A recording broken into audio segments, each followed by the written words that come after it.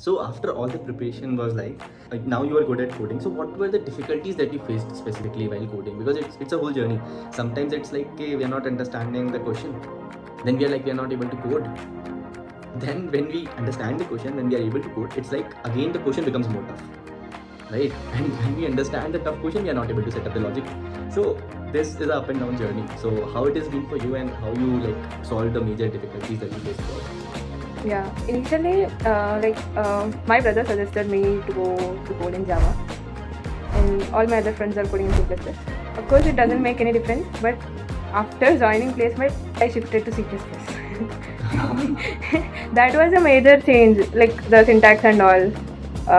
Till then, I was using Java. Of course, they are similar, but somewhat we will do either and I was like syntax errors and all, and also.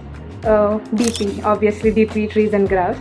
It was nice till hash maps, sets, linked lists and all, because that are somewhat similar to arrays and all, that is like straight approach.